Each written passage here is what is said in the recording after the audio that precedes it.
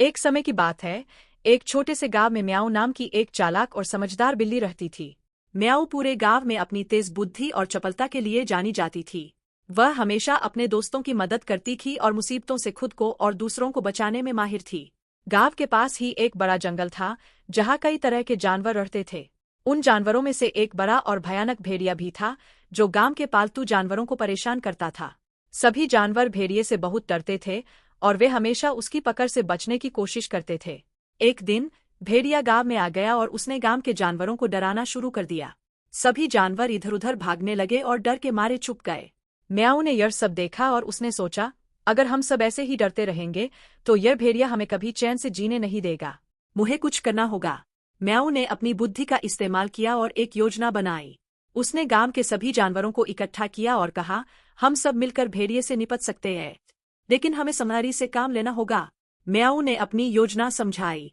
उसने कहा कि सभी जानवर एक जगह पर इकट्ठा होकर भेड़िए को भ्रमित करेंगे, जबकि वह खुद भेड़िए को एक खतरनाक जगह की ओर ले जाएगी, जहां उसे नुकसान पहुंचाए बिना फंसा दिया जाएगा।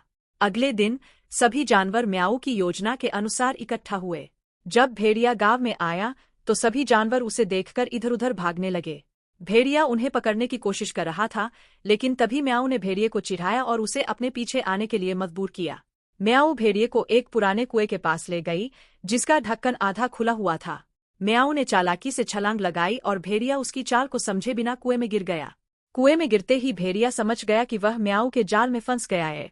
उसने बहुत कोशिश की, लेकिन कुएं से बाहर नहीं निकल पाया। गांव के जानवरों ने मिलकर कुएं का ढक्कन पूरी तरह से बंद कर दिया, ताकि भेड़िया बाहर न आ सके। म्याऊ की समझदारी और साहस की वजह से गांव के सभी जानवर सुरक्षित हो गए। सभी ने म्याऊ की तारीफ की और उसे अपना हीरो माना। म्याऊ ने सबको सिखाया कि चाहे दुश्मन कितना भी ताकतवर हो, अगर हम समझदारी से काम लें तो हम किसी भी मुश्किल का सामना कर सकते हैं। इस तरह गांव के जानवरों ने मिलकर अपनी सुरक्षा सुनिश्चित की और म्याऊ की समझदारी और साहस की कहानी पूरे गांव में फैल गई। अब सभी जानवर म्याऊ की तारीफ करते थे और उसे अपना सबसे अच्छा दोस्त मानते थे।